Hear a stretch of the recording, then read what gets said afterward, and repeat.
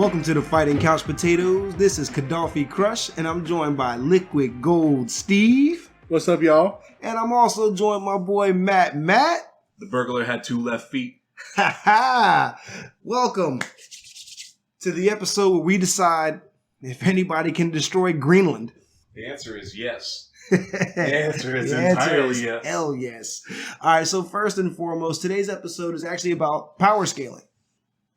Me and the guys, we get together quite a bit and talk shit about our favorite characters, who could beat what and where and how and when. You know, what type of techniques, some of our favorite characters from video games and movies and comic books and anime especially, because God knows we love some shonen anime around here. Oh, God. If they're throwing hands, we're all in. So, first off, just to kind of get ourselves familiar and ready about the power scale. Kind of what we do here with power scaling is we just kind of decide on pretty much how strong a character is. And the way we do that, we just kind of use some of our own bullshit headcanon. We mix in some facts that we know for sure about the characters. And we use a little bit of math to kind of make this stuff work out a little bit. Just kind of a idea as to what we talk about here. Somebody on the power scale list, we'd have somebody like Kenshiro from Fist of the North Star. Kenshiro, we would call him extremely powerful, somebody who would walk through buildings. You know, you just kind of know that guy has a scale all on his own. And then we got somebody else like Doomslayer from Doom Eternal. Somebody who just happens to destroy creators, gods, and demons, and just, my God, it's kind of almost unfathomable to understand like where that guy goes. But if we were to put those two characters together, we could kind of both agree we got a guy destroying a building and a guy destroying a god. They belong in two different scales. Yeah. All right. So with that today, we kind of have a few scales we want to share today, kind of our lower end stuff. Today we're going to be introducing street level, city level, mountain level, and island level. Greenland. Greenland for sure. Hey, Steve, can you tell the boys and everybody else listening what street level would pretty much be? People that could take out a huge amount of people in the streets. Just above smacking a building and falling down, that's right around the range of a street level person. They could take out a lot of foot soldiers, but after that, like destroying buildings and stuff like that, they couldn't do it. It's not happening. Yeah, I mean, somebody who probably had to exert a lot of power to take down maybe a building, maybe a skyscraper, somebody who probably had to exert themselves. I could really see, if they pulled all their power out, I could probably see them. Yeah, they could probably make a building fall down, but not many. They can make not it many. Maybe shake, but they couldn't knock it down. Yeah, somewhere in that ballpark. Which that's going to be kind of one of the things we're also going to get into today. Is there's also different levels to each of the scale. There's different tiers to each of the levels, so to speak. We have like high tiers and low tiers for street level people. As you can see just now, you know, we have people who could take out a lot of foot soldiers and maybe possibly knock down a building, maybe shake it to hell. But that's kind of like our street level scale. Next up, with city level, Matt, you want to take that one? No, I would not. Oh, you fucker. Okay. You fucking fucker. I got it. So for city level, you know, pretty much somebody who could obliterate a city without really using up a lot of energy. Well, obliterate. And that's not really obliterate, but like I mean, they could destroy a city in a day. Yo, you had your chance, MattMatt. Oh, but like obliterate's a bit much for a city level. Maybe take it out throughout the day. No. Right at city level, the highest level city level should be able to wipe out a city without much effort. That would be the highest caliber of a city. That'd be the highest caliber. And then if they exerted themselves, they'd be higher than that, going to a mountain level. But city level is they can destroy buildings when they're fighting people. Like right, that's what I'm saying. Not level the whole city. But hold on, that's low. That's like low level city people. Like they can destroy a few buildings by running through. They don't just show up and nap of the place. You know, like the start, like the start of a Juggernaut run, because Juggernaut doesn't get a lot of momentum until he starts running, and then he can destroy a whole city block just by running because he runs through all the walls and all the foundation. that's a mid-level to a high-level.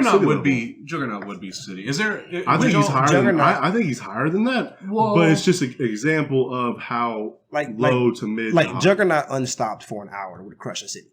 Yeah, I mean, there's no denying that. Yeah. Juggernaut unstopped for an hour would just fucking obliterate a town. Because he can't stop in conventional means. Conventional.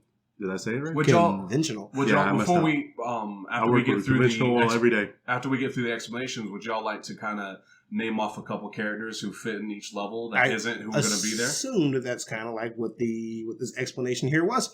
Yeah, but anyway, get what it is, and then maybe. So like on the next level, we have mountain, and what we agreed on is again somebody who could obliterate a mountain. I mean, just plain and simple. Somebody who mountain's there 1 second. And then that mountain's gone. I mean, you got somebody one of my favorite characters from all of creation, MattMatt from Pokemon, who casually can push mountains around. He would be considered mountain level. Mm-hmm. But pushing and lifting are kind of two different things. Like he pushes it off the earth, but it's not. He's like, I would say mid-level mountain. If he was like. We about to piss off some Pokemon fans. All right, hold on. You said you're about to piss off a MattMatt fan. That's what you're about to do. That's what you're about to do.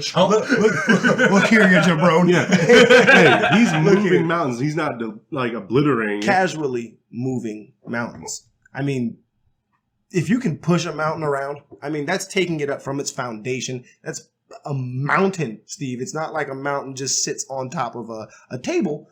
And you can just push it over like a cat would. Just pick up the brick. It's a fucking mountain that's attached to the ground. It is the ground, raised up. But MattMatt is a high level mountain. You damn right, MattMatt is a high level mountain character. Then what would be a low level mountain character A low level mountain character would be somebody who could, I don't know, probably crash into a mountain and probably make a decent crater. And then get right the fuck back up. So pretty much like Omni-Man with Mark. Gosh, Omni-Man is way above Mountain. Hold on. I mean, using Mark as a weapon. Yeah, Mark being thrown around as a weapon is Mountain level. Perfect. And for our last level today, we're actually going to be talking about island level. Now, this is a person. But explain the island because we keep on making fun of Greenland. Out at max, this person would be able to destroy Greenland casually, not take a deep breath afterwards. The reason we say Greenland is because on the planet, Greenland is the biggest island. That's it, right? What was it? We measured it out. It's like 800,000 kilometers. And it was too damn big. Yeah, but because we're right below because the next level up would be continental, but we're not going to get there today. Then we looked up the smallest island, and that was apparently fun fact for you: the smallest island on the planet is 3 tennis ball court size. Yep. Whoever lives there, I want to go learn any martial arts from. Oh yeah, I know that. That's going to be the dude. That is going to be the dude. Master Roshi. It's the coffee house sitting on there. The funny thing is, there actually is a house on that. It should be a house on that island. Why not? That's where I'd live at if I could. All right. So guys, what we're going to be doing today, in order to kind of show off our power scale, we're going to be letting Liquid Gold Steve and MattMatt bring in one character for each scale. And we're going to just kind of let those guys kind of go at it debate mode. And you can kind of see like the different tiers of each level that we have via these characters we're bringing today. And to start things off, Liquid Gold Steve, man, who are the 4 characters you brought today? Well, for my street level, I brought Yujiro Hanma. If anybody doesn't know, that's from the Baki series. He Baki is Baki the Grappler. My bad. I should have been a little more. Grappler Baki. Baki the Grappler, whichever you call it. But he was what they named him in the manga and anime is the strongest creature on Earth, and that's it. Who'd you bring for your next level? For my city, I brought Kazuma Kuwabara. A man with a great heart, but he's sometimes a dumbass. Where's he come from? Yu Yu Hakusho. He's one of the protagonists in a team of badass motherfuckers. Okay. My mountain is the Incredible Hulk. I think he is he's a lot higher than where I'm putting him, but I think he can casually destroy a mountain. Yeah, like if you guys don't know who the Hulk is by now, then you know. Marvel Comics, green guy, been in like 7 movies by The Mark strongest Ruffalo. one there is.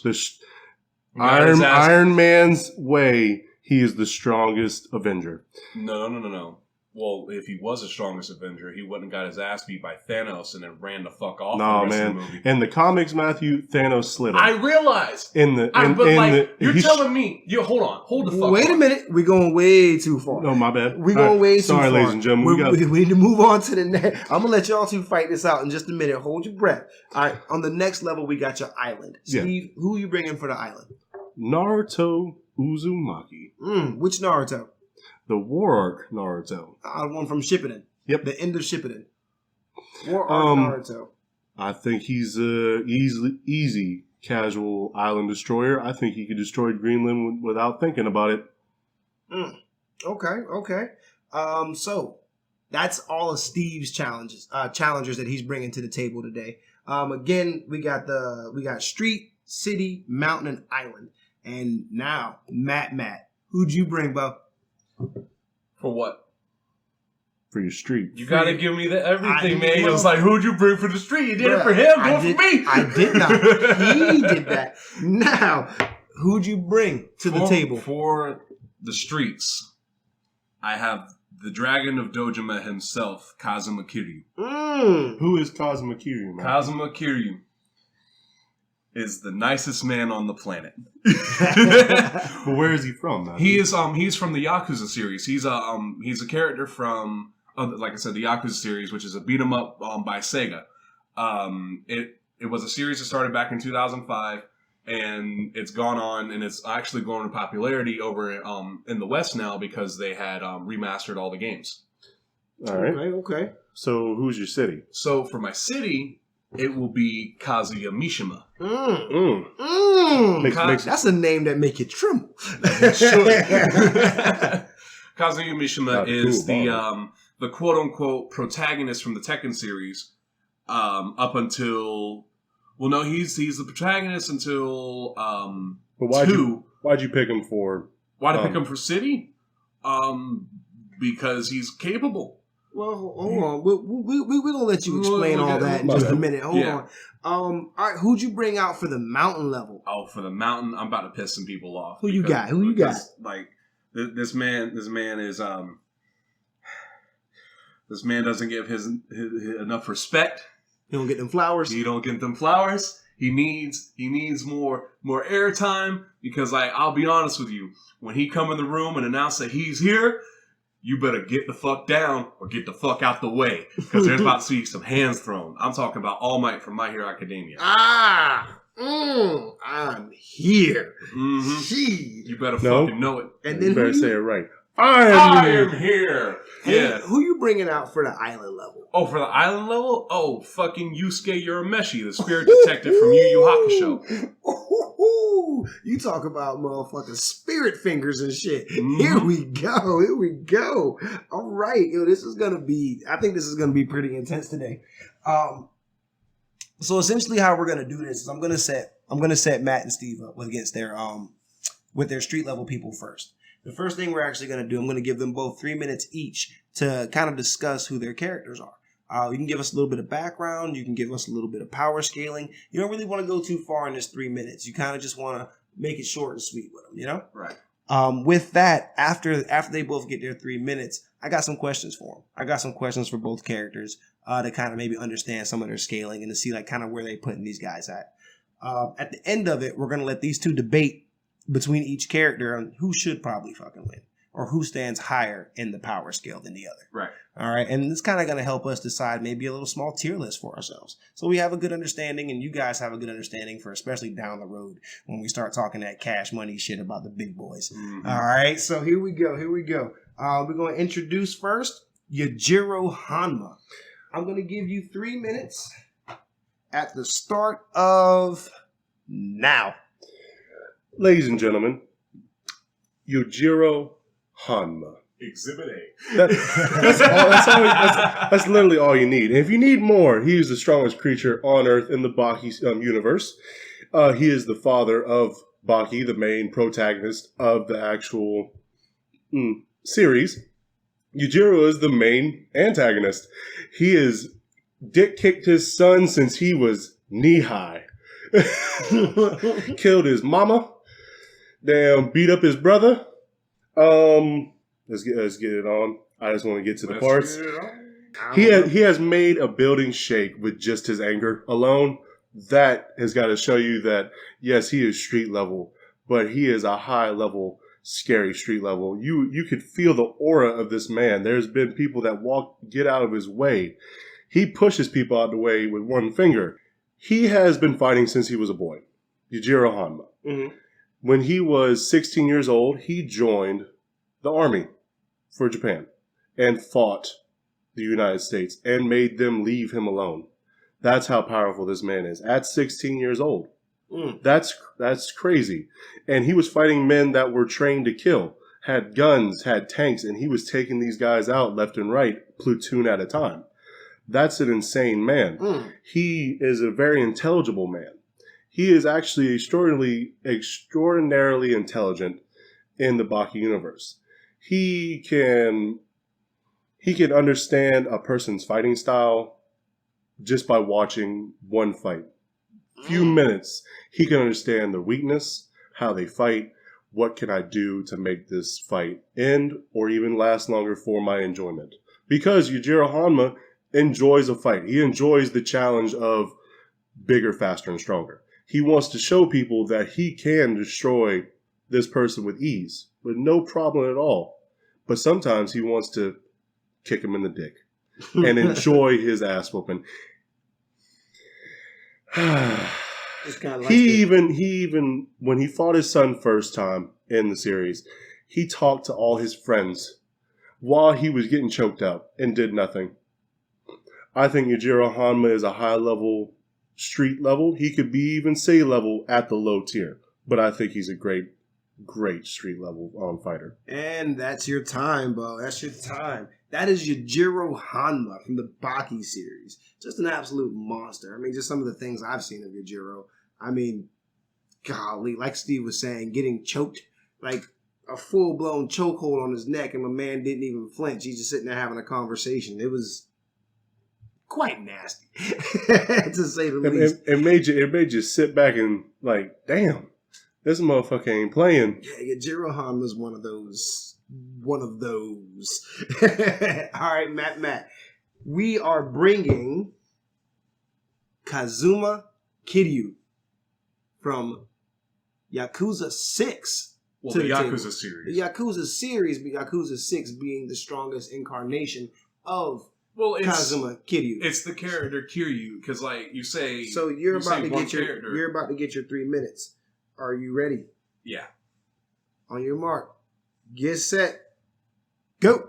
So Kazuma Kiryu is the Dragon of Dojima. He earned that nickname by being a lieutenant in the Dojima family back in the 90s when he was wrongfully accused of a murder of the patriarch of that family and did 10 years in jail. He came back and fought his way up through the entirety of the Tojo clan, the clan that he used to run with, and basically just made everybody his bitch. Casually, Kiryu walks around through the city streets beating up people. And this is, I'm not talking about just like it ranges from teenagers who are skipping school all the way to government agents. All the way to martial arts masters who were just out there to find him. Everybody getting their hands. He participates in Coliseum matches all the time where, like back in the 80s, he did one where it was prisoners on death row who could kill you in one touch. That's canon, bro. This is a guy who was able to beat up Taiga Saejima, who is the oath brother of one of my favorite characters from the series, Goro Majima. This guy was able to beat up, what the hell's the bear called? It's bigger than a grizzly bear. A damn 10-foot bear out in the mountains after escaping from prison. after being starved for days on end, the man was able to beat up this bear, right? He got all the way to Kiryu's orphanage that he was running at the time, and Kiryu beat the absolute dog shit out of him. With Tiger Drop's body. No, not with the Tiger Drop, just because he didn't know who the fuck he was. Tiger was sitting there destroying rocks and shit, and then he pulls up on Kiryu's beach and got the absolute shit kicked out of him. A man who is breaking boulders almost if he's like Chris Redfield, but not moving them out the way with his fist. Just punch me a rock. But like, this is a dude who's like street, like just out in the streets. If you speak his name among the Yakuza, they know who you're talking about. You know, he's not just some run of the mill dude out here. He's stopping bulls with his bare hands. He's cracking the ground with his fists. Like this dude's out fucking rageous. He's not shattering buildings apart, but he might break every fucking window in that bitch. Gonna punch me a wall and break all the Like windows. for real. Fuck your windows. And that's cutscene. That ain't gameplay, because y'all know the difference between, you get shot in a cutscene, that's for real. You get shot in gameplay, you'll be the fuck okay. Yeah, no big deal. It happens. But there's a lot more shit going on with him. But like I'm running out of time anyway. But I think he could stand up to Yujiro. And that's Matt's time. All right. So with these two characters, I got a couple questions. I got just a couple questions. Right. All right. So I've seen some of the cutscenes with Kazuma Kiryu. Mm-hmm. I've seen some of the cutscenes in Yakuza 6. And it seems that people shoot machine guns, shotguns, pistols, all kinds of stuff at Kiryu. Right. Is he fast enough to be dodging bullets? Or they just got bad aim? Okay, so first off, he's fast enough to dodge bullets. He's fast enough to take the gun straight out their hand before the bullet leaves the chamber. That's one of the heat moves that he does, right? He's also capable of shrugging off bullets. When he's in the older games, not the older games, but in Zero and Kiwami, he has his beast stance, which his beast stance, he's able to take any attack from anything and able to keep on standing, right? But as he moves along and he builds up heat, which the system in Yakuza is he can do specials if he not flips out, but like say he starts to fight calm, right? Mm-hmm. He builds up heat and he starts moving faster and everything. He's able to take shotgun blasts to the face and just keep on trucking. Now, is that just gameplay, or is he capable of such things in the story? In cutscenes, yes, multiple times. Yes, yeah, absolutely. He's taken down assassins of the He fought the CIA in the third game. What I'm asking specifically is the shotguns to the chest and face. Can he take that in cutscene? While he's in canon, in character, is that something he can do? Taking them out people's hands or taking the shot to the face? Blast I haven't seen that. He has been shot and kept on walking. Been shot by pistol or rifle. Yeah. Pistol to the shoulder, to the heart. He's been shot in the heart a couple times. He's been stabbed a couple times too. He one time he got stabbed by a hobo and kept walking throughout the street, even beating up people on the way. To get to a bar where he was able to be stitched up, sitting there bleeding out, still beating ass. Yeah. Okay. So Liquid Gold Steve, I actually have a very similar question for you with Yujiro Hanma. Can Yujiro Hanma, is he capable of dodging bullets? Because you mentioned earlier that he took down platoons of American soldiers during some conflict. Yes. I think it was actually the Vietnam War, but they didn't actually say it in Baki. If I did miss it, it was the Vietnam War. I didn't add that in. Sorry, you guys. Yes, his body is tough enough to take multitude of things. He actually has been shot, stabbed, got fire on him. He's been shot with missiles. In canon. Not that the missiles hit him. Yes, they did. They did? And has not had a scratch, a bruise, now, anything. Hold your questions, please, sir. Yes, he does prefer to dodge them. He is fast enough to pass through a damn bullet. Anything that any kind of harm towards his body, he tries to dodge. But he can take that kind of punishment and keep on walking, not bleeding out or not pointing against Kiryu. Yeah. Kiryu is one of them guys. But I think durability wise, I think Yujiro Hanma doesn't have any problem with bullets, flamethrowers, missiles, or what was it? Cannonballs. I didn't even hear that. I've never seen him get shot with a cannonball. But I'm guessing it happened in the manga when he was fighting in the Vietnam War. But he was taking all that and nothing about it. Yeah. Oh, hey, just as a heads up to anybody listening, we're not really that well versed in most mangas. Like, I'm pretty good at the Pokemon manga, Pokemon Adventure, but besides that, I don't really read a lot of manga. I just wanted to add. Sure, my guys don't either.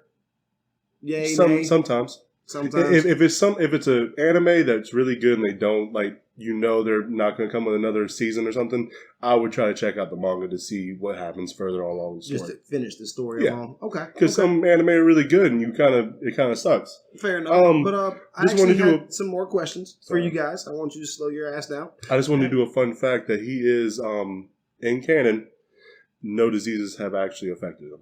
Earthly diseases. I don't know if he goes to Mars and gets claptheria. But space age.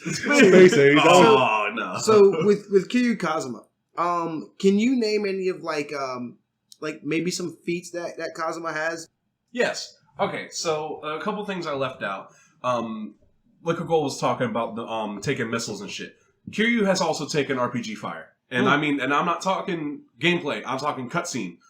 Like quick time events and shit like that. Like obviously you could fail, you can dodge and shit like that. Right. But if you fail, he'll tank it and he'll get back up. Oh. Right? And that explode. Yes. Yeah, it'll hit him, he'll take it, get the fuck back up. Lose a little bit of health and keep it trucking. Yes. So he's capable. But some of his feats, you can kind of compare him to Guts from Berserk. He is an actual 100-man slayer. One night the Omi Alliance had found him hiding out where he was in one of the games, and they were armed with katanas, machine guns, hand grenades, handguns, all that shit, and he took out 100 of them back to back as they were ganging up on him. Ooh! No one could stop this man. He was able to fight two tigers, Siberian fucking tigers. At the same time, what else? Oh man, there's a lot of shit because there's story and then there's sub story, which sub story will get the fuck out there. Outrageous. Oh my god, he's capable. He's actually capable of defeating ghosts with his bare fists. Yes, that is for real. I am dead serious. I don't know how many people beat up ghosts or how useful that would be, but.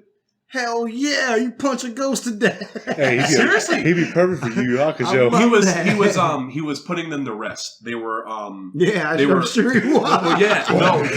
Go back night.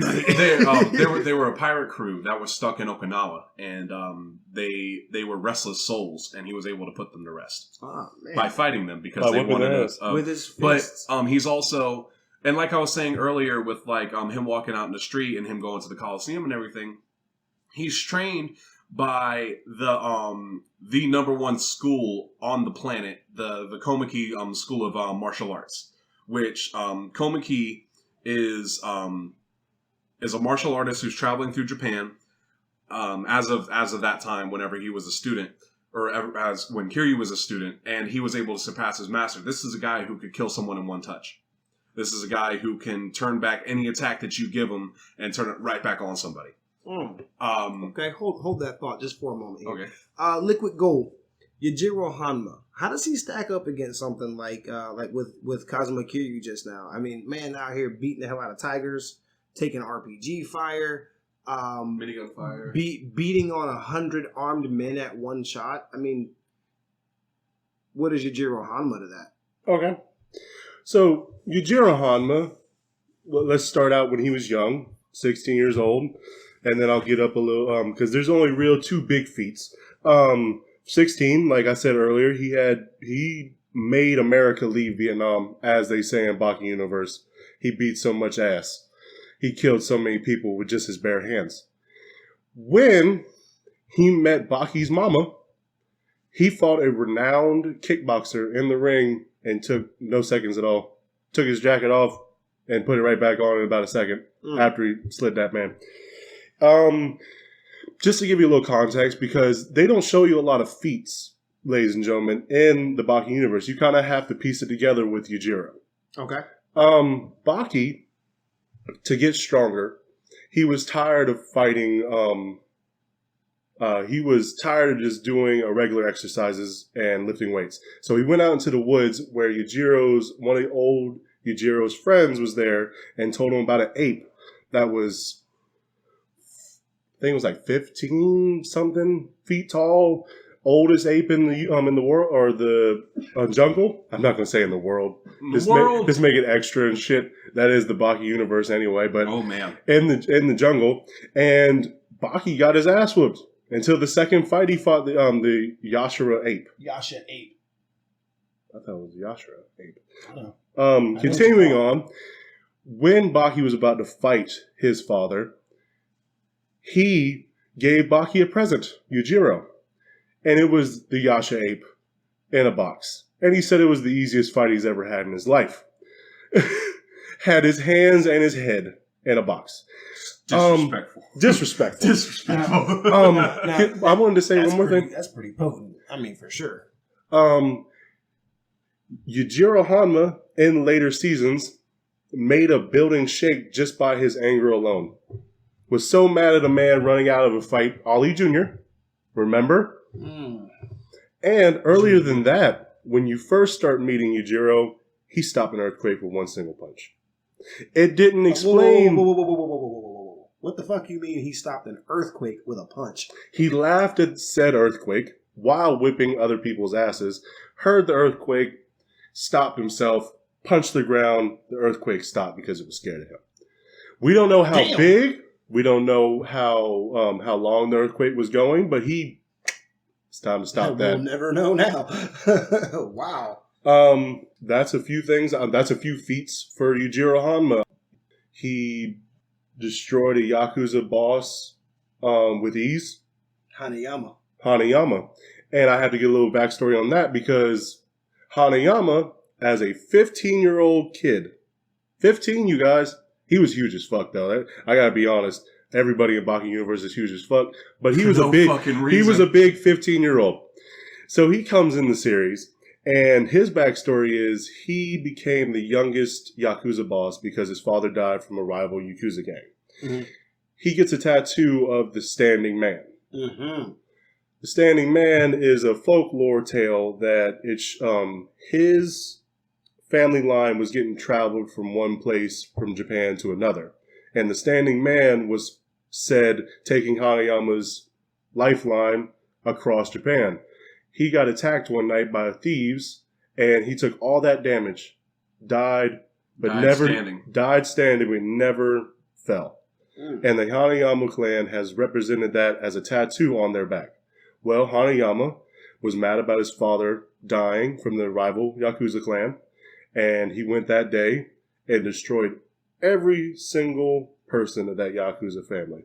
At 15 years old, wasn't hurt. He was hurt, but all it was scratches and scars, and he said that was the perfect tattoo after that because it was perfectly and pristine. The Standing Man is not perfect and pristine. He needed all those cuts and scrapes and scars. Okay. Let me slow you down just a little bit here. I didn't say this. Yujiro Hanma destroyed that man too. You did say that. Oh, did I say that? You did. I want to say it again. If Yujiro's in the conversation, he probably destroyed him. He probably cut that out. Okay. MattMatt, for you, what makes Kazuma Kiryu city level? Or street level. Excuse me, street level. My fault. Well, my fault. He's not just a regular dude. He's not human. Well, he's okay. He's human. He's human. He's superhuman. He really is. He has low level energy manipulation, i.e., he can all the electrical currents in your body he can manipulate by hitting certain pressure points or being able to deliver such a fast attack that he's able to send electricity into you. That's canon. He's fast enough to cause after images. He is. He was able to stop a bull in its tracks and flip it on its side. A bull or a bull? A bull. He wrestled a bull by the horns, quite fucking literally. That was actually getting nice right there. He's like I was talking about earlier. His beast stance that he uses. He's able to shake the area around him just by stomping. He's able to, one of his attacks in the beast stance I really like, he's capable of dislocating somebody's shoulders just by pulling them out their sockets. He pulls them out their sockets, lifts them above their head by like two hands, just lifts them right above their head and pile drives them into the fucking ground. Ow. He's capable of kicking up manhole covers and just kicking them around. He's strong enough to pick up motorcycles and toss those around like they're nothing. This dude is quite literally superhuman. It's funny you were talking about Hanayama because Kiryu actually has a tattoo on his back also.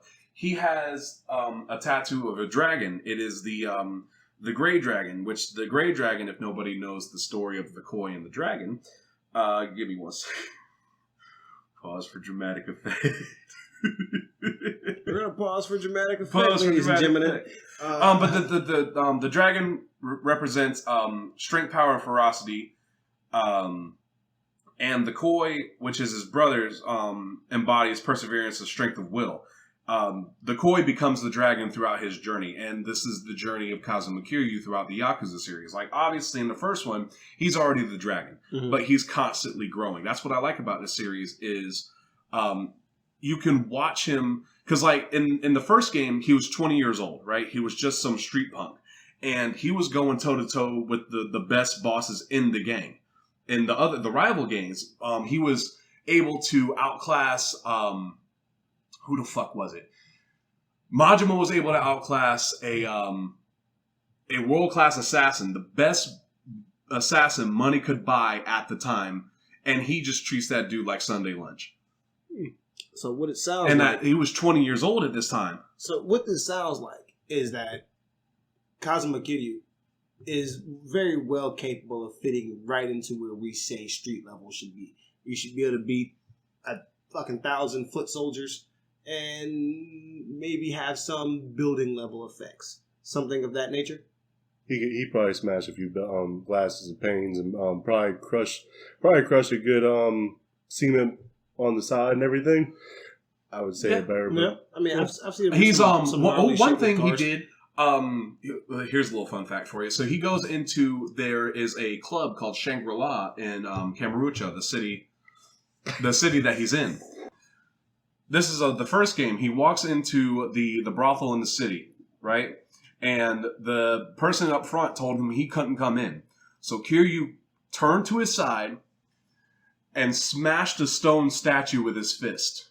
And then asked if he could come in again. And the guy was like, yeah, no fucking problem. Come right in. We got a bath ready for you. Bringeth your ass. Yeah, seriously. Like, so Steve, Liquid Gold, same question for you. What feats can you tell me that puts Yajiro Hanma in the street level? The street level? Casually could probably take out 100 men. His son did, at 13, was whipping about 37 of 100 men. I think Yajiro, when he was at adult age, I think he was sliding 100 men easily. Street thugs and delinquents, yeah, easily. He's killed multitude of animals. He's an animal killer. Just like Kiryu, he's an animal killer. Yeah, motherfucking animal killer. Let's get this off the top. The biggest and strongest ape in the world, or at least Japan, the Yasha ape.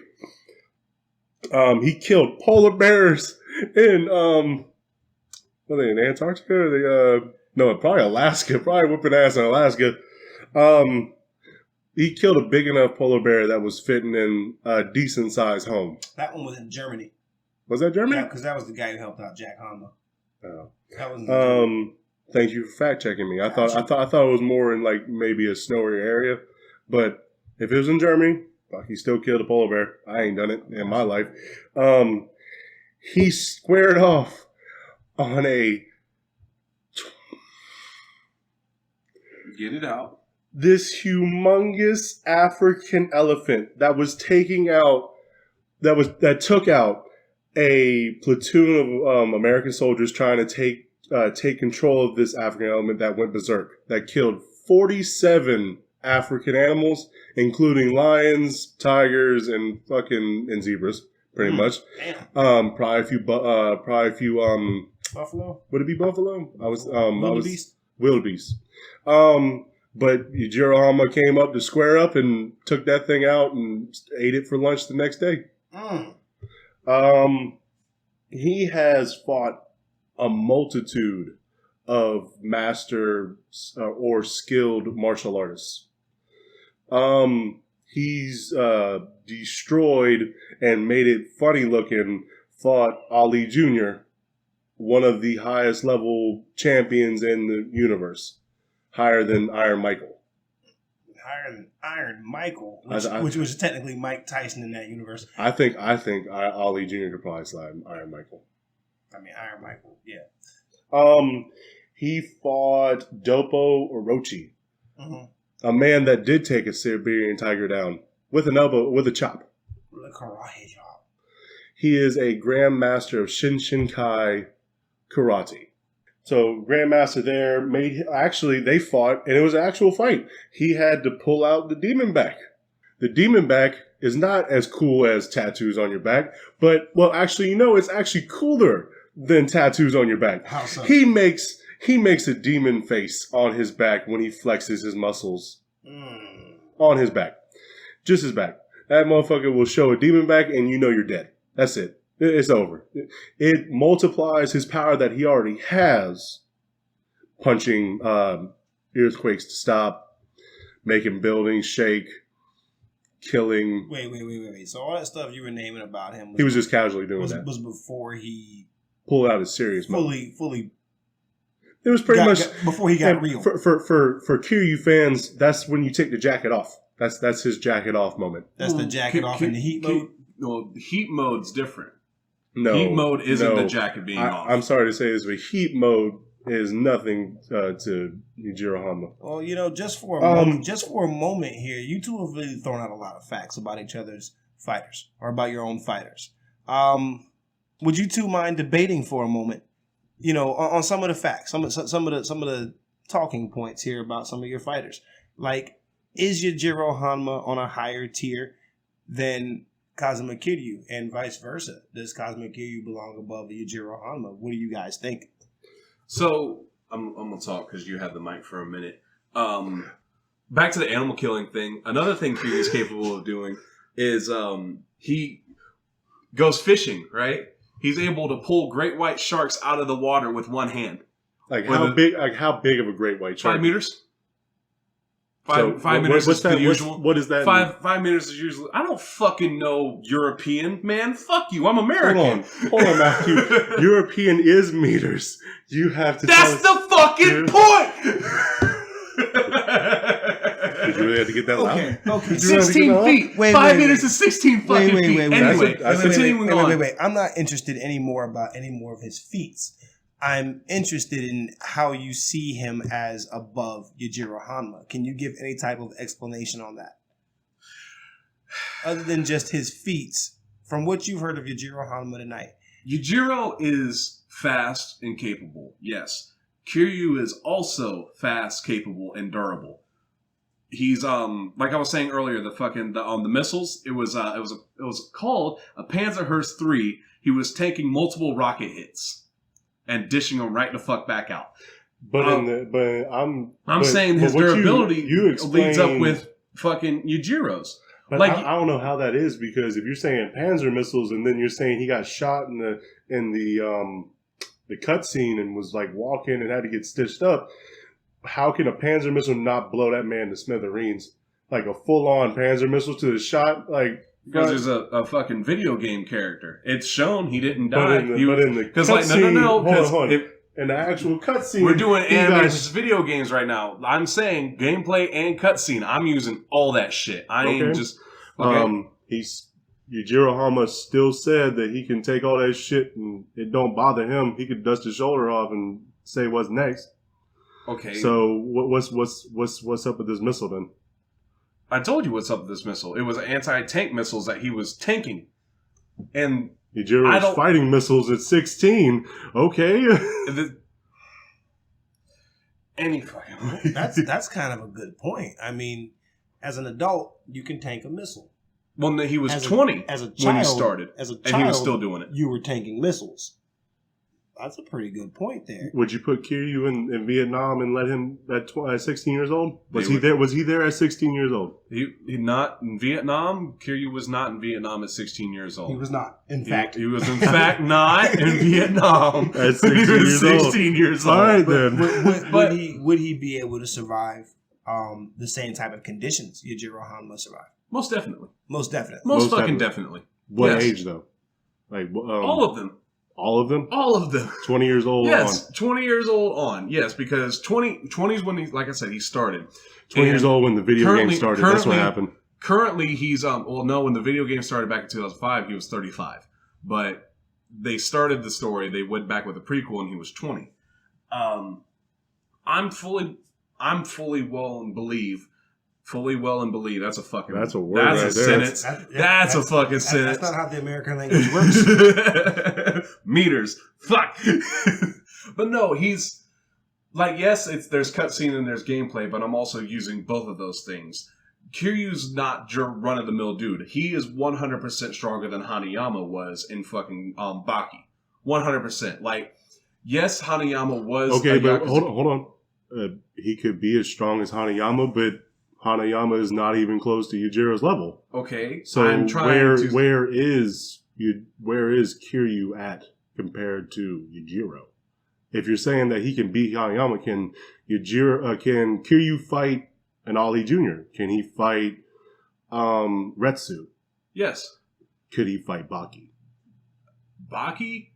I Could don't he know. fight the man? Could he fight the man that took out people's what was the thing? We're not talking about Baki. We're talking about Yujiro. Yujiro got the power of fakeness on his side. How does He's he have- stronger than everything. No. He's got the power of. No, we got some riders, and guess what? I don't give a fuck what his attack father, you got. His father was with Chiro. Yeah, we're not talking Yuichiro. about Yuichiro. If you're gonna bring up that motherfucker, you know the guy they sent the fucking nuke to what was it, Hiroshima for? Yeah, that fucking guy. So if you want to try and start hold talking on. shit about Okay, that, okay. we Let's- can talk shit about that. But come with the fucking facts before you start trying to bring up someone else. Kiryu's fucking demon back, quote unquote, is his heat mode. He's capable of, like I said, stopping shotgun blasts to the face, right? He's capable of tanking rocket fire. He's capable of, while he's in heat mode, he's able to, not even in heat mode, he's capable of throwing people around with one fucking hand. So obviously the dude's fucking strong. So on a scale of like Yujiro being like, okay, I know everything, but I'm not going to use that because I have my own thing. Yujiro in his own respect, and yes, he is very strong, but strength isn't fucking everything. Strength-wise, I would say Yujiro's probably stronger. Brute fucking force, Yujiro's probably stronger. He doesn't just use force. He's very intelligible. He is very intelligent. Fucking Kiryu's very intelligent too. Kiryu was able to predict. Kiryu. Hold on, Canon, wait, is able to stop knives from being thrown at him from all directions. Wait. We've heard a lot about this Kazuma Kiryu. Steve, from what Matt is saying, he's saying that Yujiro Hanma's strength, the guy who stopped an earthquake with a punch, is quite comparable to Kazuma Kiryu. Do you have any type of evidence against that? All right, so I'm just going to take it back to what he was saying about the bullets thing. He got shot. He had to get stitched up. Yujiro didn't. I'm not taking away from Kiryu. I just think Kiryu is not even in the league. Like they're in the street level place, but I think he's like low mid tier. Yujiro's like high tier on the street. But what you're going back to is cutscene, and you're using everything they got in the anime. I'm using everything they got in gameplay. Well, if too. you're going to use everything in gameplay and cutscene, you have to take into account that the motherfucker They got shot. have to take into account that he yeah. got shot, but at the same time, it also conflicts with the fact that he can tank rocket fire, but he can get shot and stabbed. Those are two. His guard wasn't up. Let's just say those that. are two, Let's just say that his those are guard two wasn't extremely up. conflicting things. Like, was his guard not up when he got stabbed, but his guard No. was up when he got shot? Actually, when he got stabbed, like I was talking earlier, he got stabbed by a hobo. He was actually in a deep depressed state and wasn't paying attention. It's the first time he ever let his guard down in years, and he got stabbed in the gut for it. How's Yujiro Hanma hold up about his guard? Never. Always on Ever. guard. Always Ever. on guard. Okay, hold on. Let me say one thing. Just shit on Hey, guard. Ain't nobody gonna hit me. I'm gonna take this shit, and you gonna stay away from me. All right. So let me tell you something. He did do a dumbass thing with it, Ollie Jr. He tried to do pretty much BJJ with Ollie Jr. And Ollie Jr. said, "Oh, you're on the ground. I'm just gonna walk out." He did have his guard up, but he didn't have his guard up for Ollie Jr. just to leave the fight. But Yujiro was trying to chase that motherfucker down, but Ollie Jr. ran like a little bitch. Get the fuck out of here. Get the fuck out of here as quickly as possible. After what Jack did, I don't blame him. Oh Anyway, that's another story. hold on. That's enough. That's But be I think Yujiro could sleep and probably get attacked and probably do it while he's sleeping.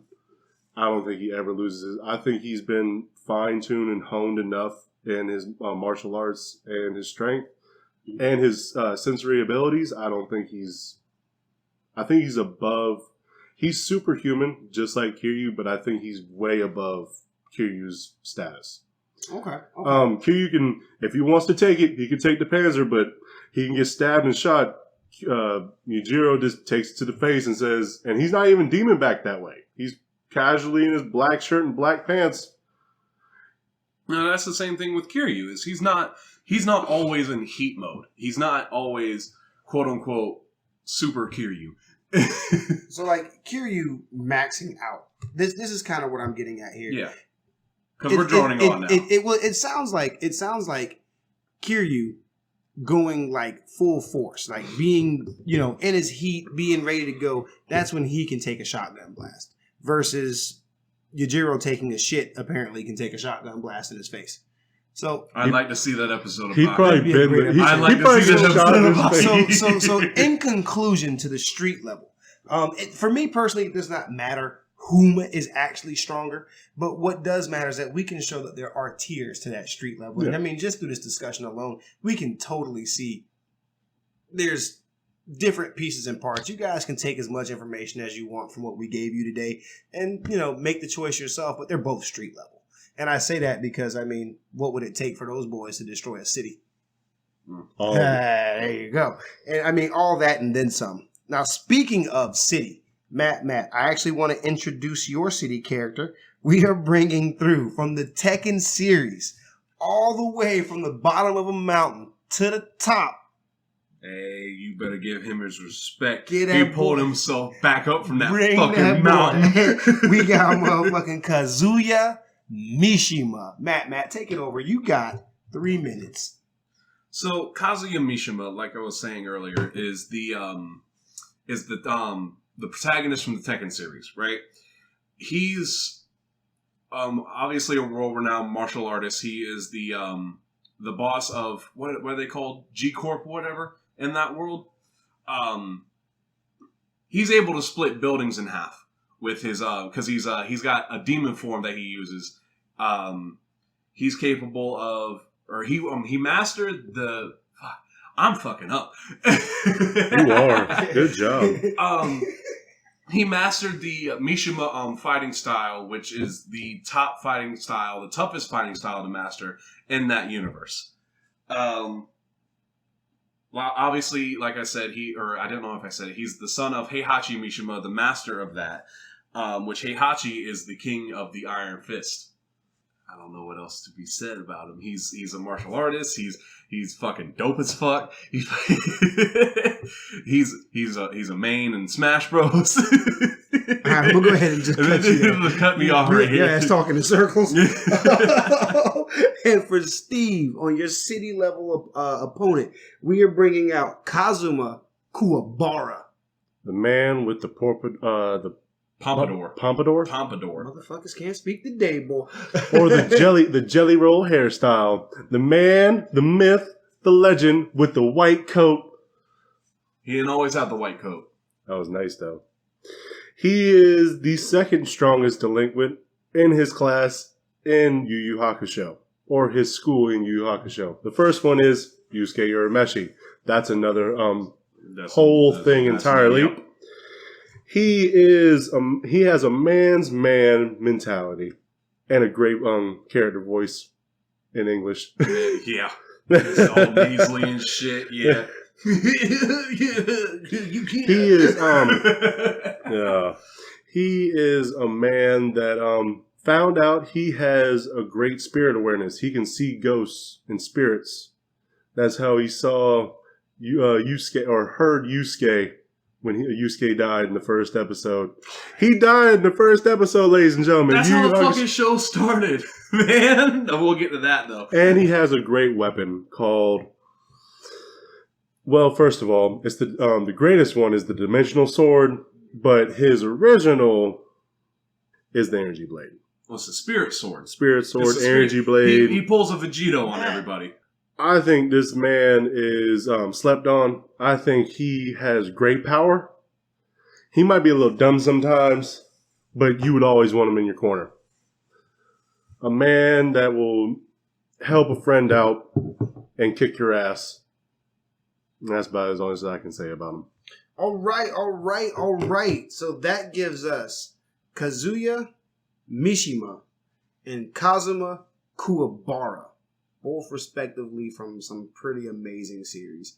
I mean, I'm a big fan of Kazuya Mishima, especially that axe kick. God bless axe kick. Oh my god. God bless that axe kick. And then we got Kuwabara with that pompadour fedora, just looking as cool as he could ever. And then he got that spirit sword.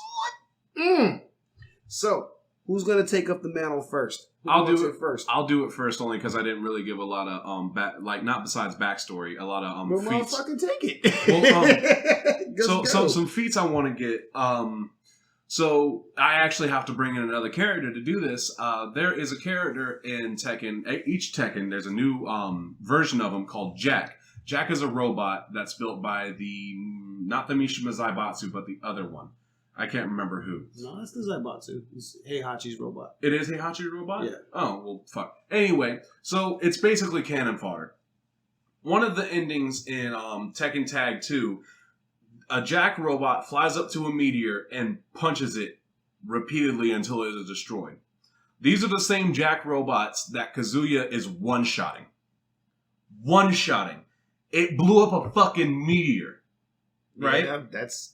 He's capable, like I said earlier, he's capable of slicing a fucking building in half with his laser going at, what was it that we clocked it at? Fucking Mach 880 fucking 1. Yeah, it's kind of ridiculous. And that's in his base form because he's able to use that laser in his base form. He's obviously very durable. At the end of, or at the start of Tekken 1, quote unquote, start of Tekken 1, he was thrown off a mountain as a child by his father because he was worried that he would come back as a demon. Which, spoiler alert, is probably not the right fucking thing to do if your son's a fucking demon. Because he did come back, fought his way through the tournament, and was able to, quote unquote, destroy his father. He came back because he threw Heihachi off a mountain, and then Heihachi came back and then threw Kazuya into a volcano. And 20 years later, Kazuya came back into a volcano. Yeah, it's like he was just down there resting or something like that. And he was getting stronger from the volcano. Kazuya Mishima is extremely powerful, especially once he activates that demon mode. I mean, anybody remembers Tekken 2 and that demon in the tuxedo. Just saying. I'm just saying. Anyway, I'd like to actually move on to Kuwabara. Kazuma Kuwabara. What do we know about Kazuma Kuwabara? What's some type of feats we got for him? For him, honestly, ladies and gentlemen, he's still human. He's not a Kazuya. So he's still human, but he has a lot of superhuman feats. He's very durable. He actually fought in the Dark Tournament arc later on, not at the very beginning, but with a possible broken spine. That man still fought an actual fight with a broken spine. He fought an actual fight. I know. I kept on saying what's he fighting in the Dark Tournament? Does that make Kuwabara the Kurt Angle of Yu Yu Hakusho? No, I fought Toguro with a broken freaking spine. You suck. You suck. Anyway, so what is he fighting in this Dark Tournament? Demons and ninjas. Demons, regular people that have energy-based weaponry, Drinkers. Australians. Drunk Australians. Drunk Australians. Drunk Australian demons. Make sure you put that out there. Little kids with yo-yos that he can use their spirit energy to control. That's the big thing. So in the Dark Tournament, he's fighting against demons. Yeah. Okay. Please continue. Continuing on, he actually is a very fast human. He has kept up with Hiei, another demon in the Yu Yu Hakusho universe, that has the feat of slicing an opponent 16 times in the blink of an eye. That's how fast. So it's probably hypersonic, maybe even faster than light. He has shown to, in the same Dark Tournament, when he first got, ladies and gentlemen, his first weapon called the Spirit Sword, he used it more like a club. It was a sword, but he used it more like a baseball bat or a club. Mm-hmm. He hit a man so hard, made the dude fly out of the stadium, about the size of a football stadium, use an average size football stadium, through the forest around it, and made a giant crater when it fell. Oh, damn. He has shown to take hits from the Sensui, another spirit detective that went evil in the Yu Yu Hakusho universe. But it wasn't just Sensui by himself. He had a armor that was made of sacred energy or holy energy. It's kind of like spirit energy, but it's above it. It's just a little bit above it. Okay. And he took hits off of him, and he was already in. Do you want me to explain the demon levels? Because there is, if I wanted to. I mean, you could have explained whatever you wanted to explain, but we'll get there in just a moment. Okay. All right. So essentially, what we have going on here is we have someone who predominantly fights demons, kills demons, versus a demon, a pretty badass demon. So, in comparison, has Kuwabara ever fought against somebody of Kazuya's caliber? Well, how could we gauge Kazuya's power? Well, from what we were just talking about. I mean, Matt gave us a pretty good rundown of how potent Kazuya is. Have we ever? One of his fights was at the end of Tekken 7, he was fighting Shin Akuma, causing the volcano to erupt. He was holding his own against Shin Akuma while the volcano was erupting from their battle. The shockwaves from him fighting was causing this thing to erupt. That's pretty vicious. Now, with that question answered now sufficiently, Liquid Gold, Steve. Liquid Gold. Can Kuwabara go toe-to-toe with someone like that?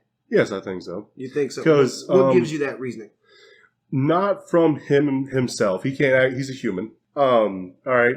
There is a tier list of demons in the actual Yu Yu Hakusho universe. Okay.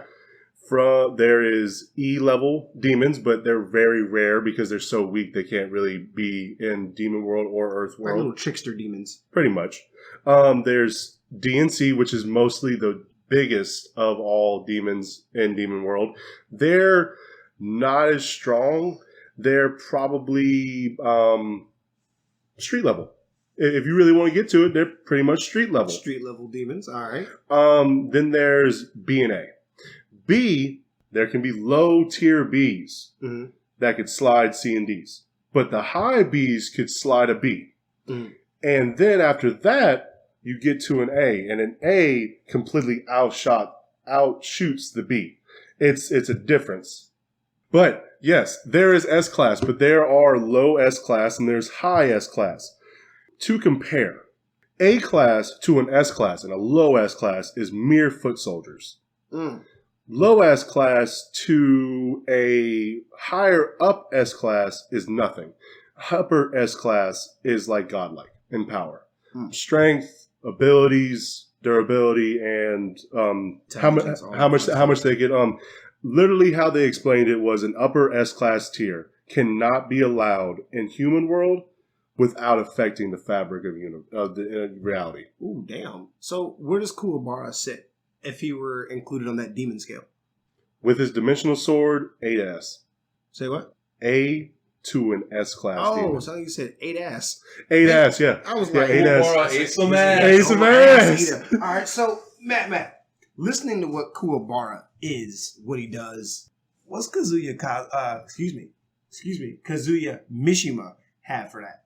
What's he got for that ass? Probably overwhelming force, because you were talking about the dimensional sword, right? How many times did Kuwabara use the dimensional sword in Yu Yu Hakusho? At the very end, he actually used it once. regularly. Once. No, regularly.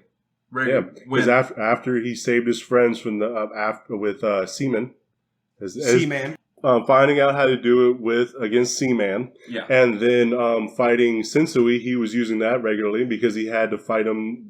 He had to cut the barrier open to let out the A and S class demons. That's how powerful the dimensional sword is, ladies and gentlemen. This barrier would allow C, D, and some B to slide through the net, but A and S were not powerful enough to cut through it, or too big of an energy to cut through it. So the dimensional sword cuts through that barrier like butter. I'll explain more later. So, but Kuwabara's used to fighting people who use the demons who use their demon energy as like different attacks. Kazuya's not like that. Kazuya is more of a martial artist, right? At the end of the day, Kazuya has... See, here's the thing with Kazuya, right? Yes, he is a quote-unquote demon, but that's not how it works in the Tekken universe. He has the devil gene, but that doesn't make it a demon energy, spirit energy thing. He's human, quote-unquote human, with demon qualities. It's not like he came from Otherworld, you know? It's not like he's dealing with people like that. Right.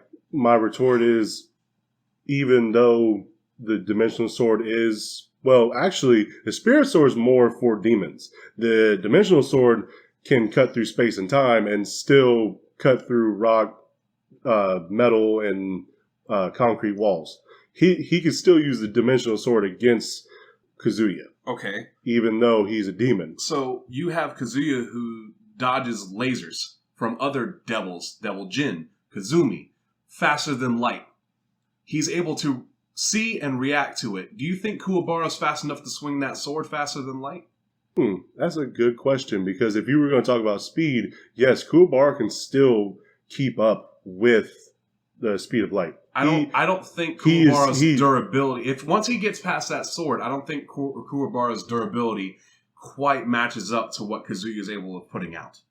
He's still human. He's 100% still human. He fucking died in the Dark Tournament after getting beat up by, who was it? It was Tagoro, right? No, I don't think Elder Tagoro actually beat him. I think that was Elder. It was Tagoro because he's... And what was Tagoro at the time? A C class. Mid B. Mid B class. Because his brother was a high B, even with 100%. They say he's an A class, but highest B at 100% was Tagoro, right. Youngest Tagoro. Which, from what I know, also, Kuwabara got stronger than that, didn't he? Yeah, he absolutely got stronger than that. But that was that was with Sensui and everything. Mm-hmm. He still took shots from defensive armor Sensui, and that would and compared to that, he was already for Sensui, he was an A, and then with the armor, I think he was scraping low S. Talking about Sensui? Yeah. Sensui went straight to S class. Yeah. He went straight to S class when he turned that armor on. Which that situation. But hold on, was it offensive armor, or was it because both? He himself was S class when he decided he was just whooping their asses with the defensive armor on. He didn't even put the offensive armor on until Urameshi showed up. So like with that, so what you're saying is we essentially put Kuwabara somewhere like in the high to mid A range. Yeah. Towards the end of his end of his saga, and a high to again. Well, we're sitting here. Let me explain. We're sitting here talking about city. We're sitting here talking yeah. about city level people as it is. So at Kuwabara's max, when he is at his top level, he is showing to be a city level character. Yeah, he could. Now, from what Matt said just a little while ago about lasers from a man's eyes, faster than light, being able to just slice buildings in half. I mean, that kind of puts him also at city level. So we have two good city level opponents. This is one of those things, and this is kind of like where I really take my fun with the power scaling, because now I like to kind of add in the intelligence of the fighter. Kuwabara, not really much of a martial artist, kind of more of a street thug that can swing a really cool sword. Kazuya, on the other hand, born, brilliant. I mean, he was born into it. Raised by it, molded by it. He didn't know other people didn't have punching bags in their bedroom. With something like this is kind of where things can get really interesting as far as the scaling is concerned.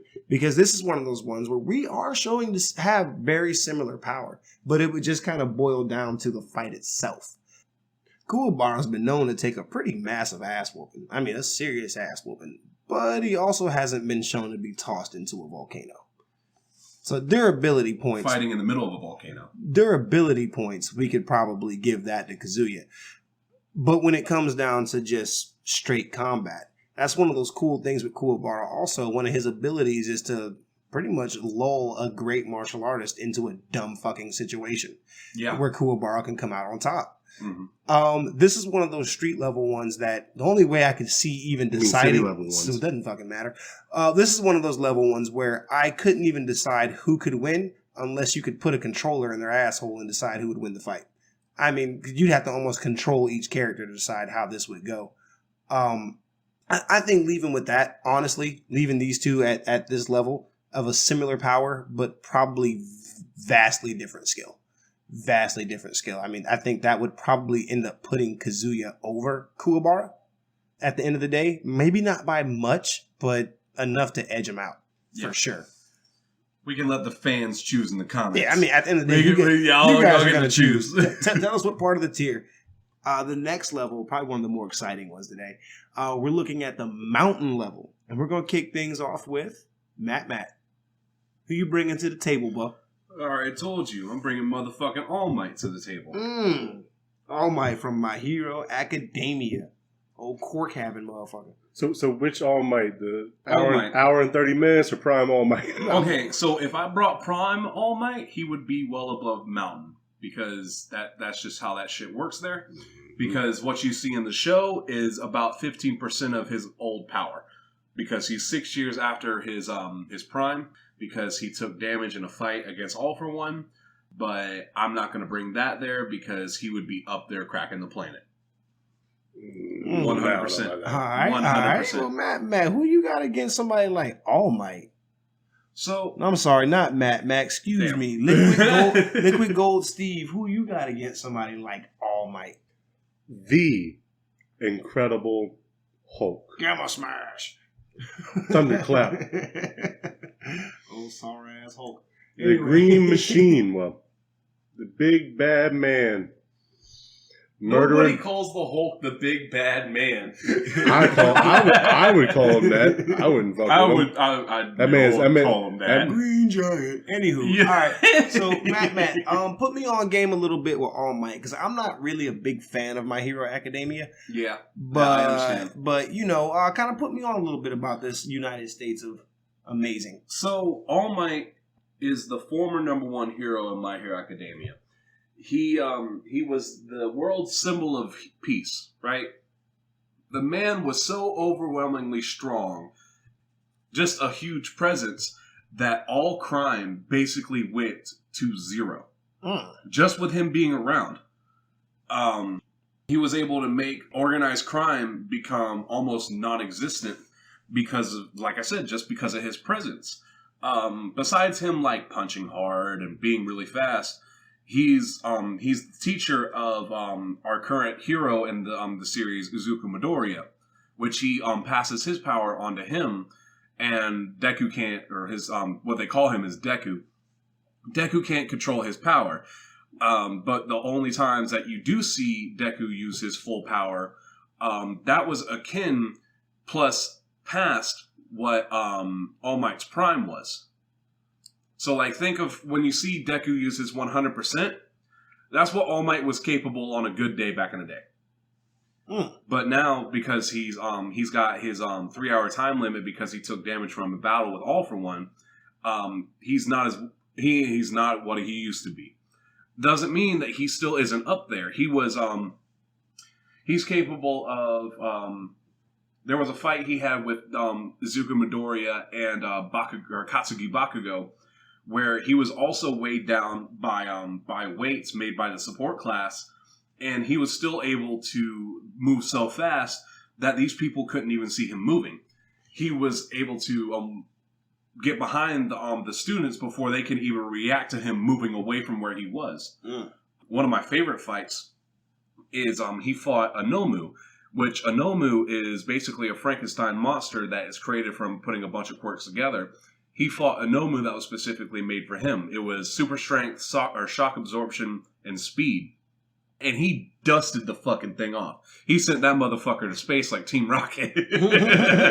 Team Rocket's blasting off again. So, All Might is one of those people who's he's overwhelming. He can change the weather just by punching the air. Creating tornadoes. Damn. His final fight with All For One and him were destroying a city just by missing each other. Wow. So he's definitely up there, and it's sad you don't get to see much of him in the show, because as soon as he shows up, that's your fucking dude for the whole show.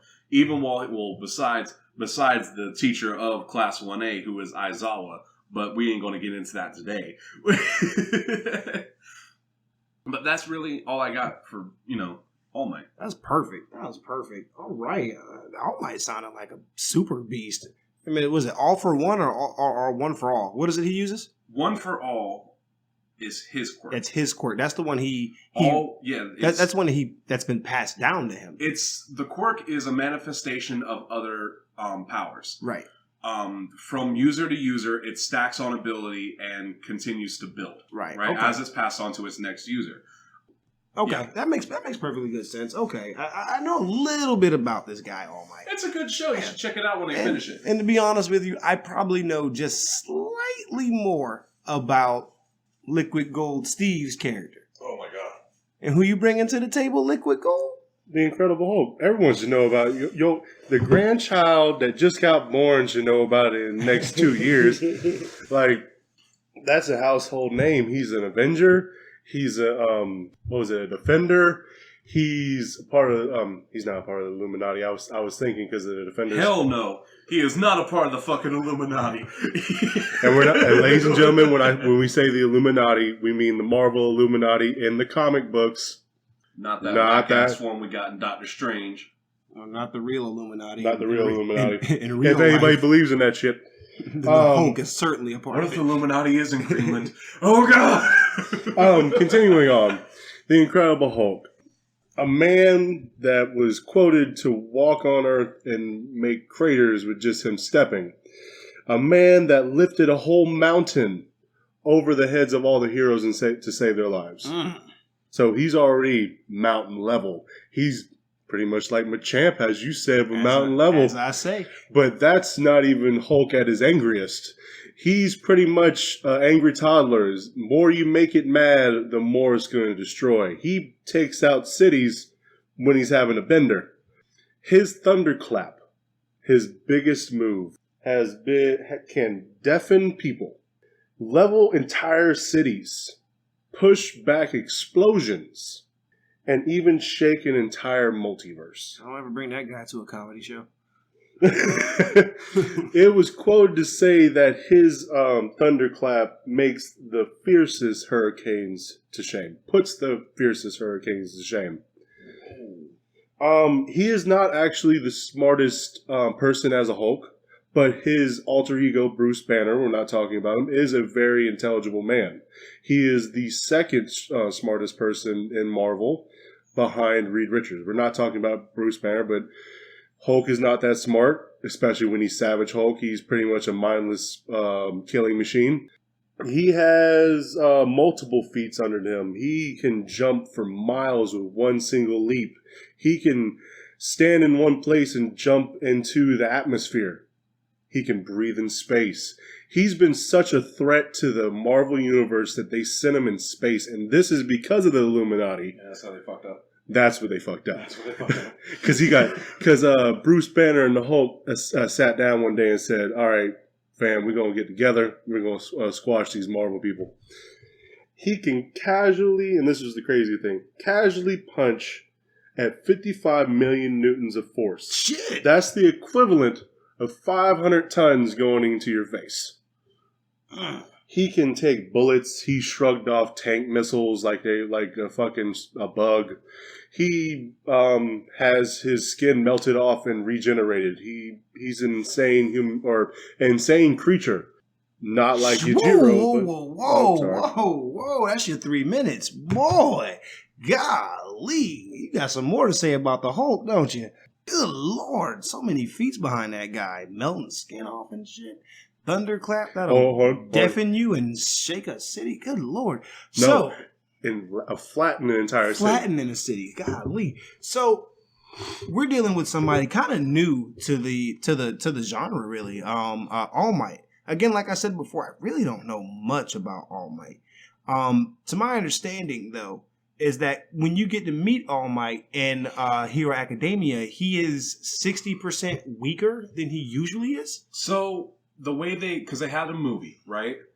And the movie is canon before y'all start saying shit like that. The writer of the manga said that the movies go along with the manga. So what the hell happened in the movie? So what happened in the movie give a damn? Was his scientist buddy was checking his power level, right? And the power level he was currently at by the time of the movie, while he was still before he retired, was about 20% of what he used to be. Wow. And this is the guy still shrugging off city blocks with air punches. My goodness. So something you mentioned earlier, this power reduction. Right. All Might also has like the ability to like just will himself into more power. Right. So the thing I was saying earlier, the all for one, right? Mm-hmm. All for one is a quirk passed down from person to person, right? Mm-hmm. But at the same time, All for One also, or One for All. Sorry, I'm mixing that shit up. One for All is the name of the quirk. One for All has a mind of its own.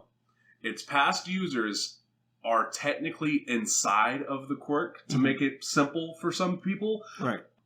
Allowing them to give power to its user when needed, right. So he can go back up to 100%, but it's not what it used to be, right? It won't be 100% of his. But even if so, his weakened state, his fucking way down when they were showing him with the weights, he was still an overwhelming force, able to take down city blocks and with no problem, no issue at all. So All Might has, you said, a 3-hour window. Yeah. In this 3-hour window, he fought against, what was that beast that they made to fight against him? The Nomu. Mm-hmm. Now he hit that Nomu. What was it? Something like 300 times at full power? What it was... So, like, can he access full power for, like okay, he has a 3-hour window. Right. If he were to access that full power, does that shorten his window? Yes, it does. Okay. So, the way they explained it in the show was when he fought the Nomu also had, to point out, it had... quirk. It had multiple quirks. One of those quirks was shock absorption. Right. So it was able to take all his blows and just dampen the energy from him. In the show, when he had defeated the Nomu, which the way he defeated the Nomu was fucking boss as fuck. He punched it into the air, jumped up, spun around with it, and threw it back into the ground. After the thing had hit the ground, it bounced back up off the ground, and All Might was able to land before the thing landed again, put all his shit into one punch, and sent that bitch to the moon.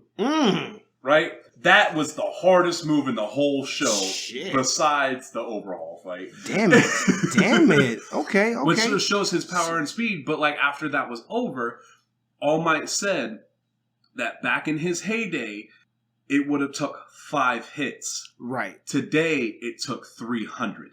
So... just based off of that, he was somewhere around 40% of his original power. Somewhere in that ballpark. Yeah. Okay. Liquid Gold Steve. Incredible Hulk. Of course, I still don't know that much about him. I know about World Breaker and about Hulk that can sneeze and kill your mom. But like, Well, we're not talking about Homelander where he can just jizz like, and make you blow up. But like, so good lord. So the Incredible Hulk, he has a shit ton of durability himself. You were talking about earlier about like all the things he can heal from and whatnot. The Incredible Hulk himself is not invulnerable to being knocked the fuck out, though. Right? No, he's not invulnerable to it. Right. But it would take a massive, I mean... Maybe 300 hits in a few seconds? That kind of massive? No. Because he already has lightning fast reflexes, so he might not even take those punches. He could roll. He is actually a skilled... Wait, hold on. Wait a minute. He is a skilled fighter as well. He's not just a lumbering oaf unless he's the Savage Hulk. Mm-hmm. But there's multiple different Hulks. Because Banner has a fractured mind, so he will have a different set of Hulks. Right. Mm-hmm. He can take massive amounts of damage. He even has a healing factor. Mm-hmm. So even if he hit him 300 times, I think the shock absorber quirk isn't at the level of Hulk's durability. What is the healing factor? He's had his head cut off and he came back. He's been cut into pieces and quickly been reformed. That's not the healing factor. That's because Hulk is not allowed to die. That's what that is. Well, I mean, that's Hulk healing his body back. Well, no, if you're cut into pieces or your head's been cut off and it grows back, that is totally a healing factor. That is because Hulk is the counterbalance to the creator of everything. Matthew, this isn't your character, Matthew. I know, but that's not a healing factor. Let's get some facts in this. You know when they say if a nuclear bombs were dropped on the Earth, the only thing that would survive was cockroaches? Yeah. The Hulk survived that. Yeah. The Hulk survived nuclear blasts to the face. Big ass cockroach. Yeah, pretty much. He literally, every time, the only way Bruce Banner died in that storyline was because he had a heart attack midway through a transformation. That's the only reason he died.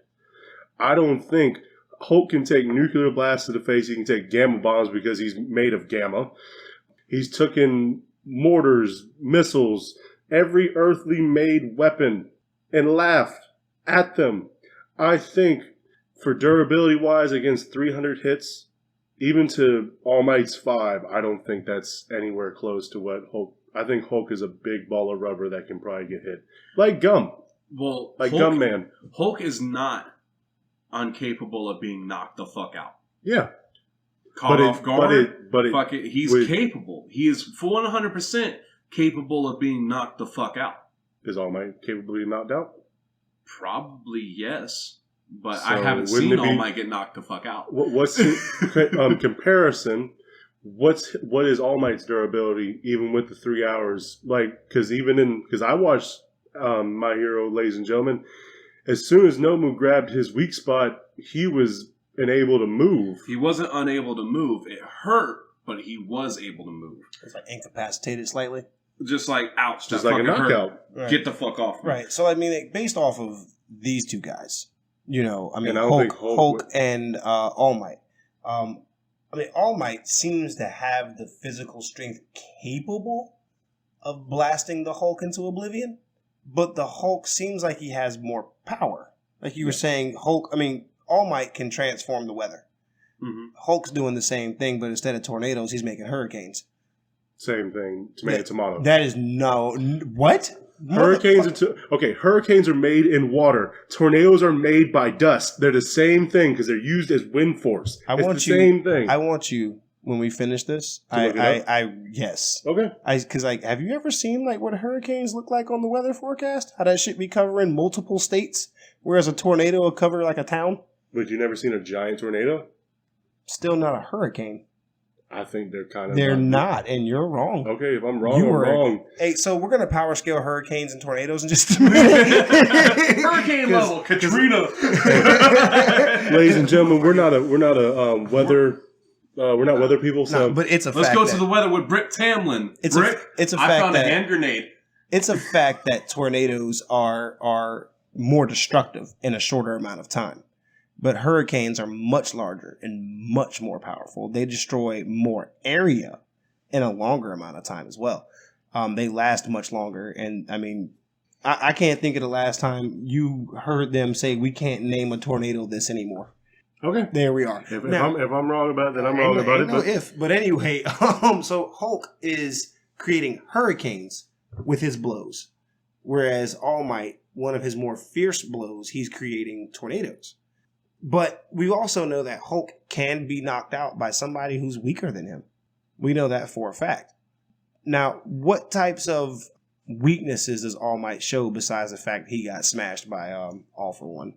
Well, he didn't get smashed by All For One. He still won the fight. He got hurt, but he still won the fight. That motherfucker down 60% power. I think he got smashed. After a while, his fucking... that motherfucker left a piece of himself out there. What was it? His respiratory system But was anyway, so what type of... So respiratory. He has a lot of respiratory issues. Yes. Right. Is that kind of what makes his time limit? Yeah, because it destroyed...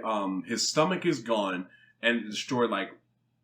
Or one of his lungs is gone, his stomach is gone, and like everything's fucked. So as he's using his power, it's slowly killing him, mm-hmm. right?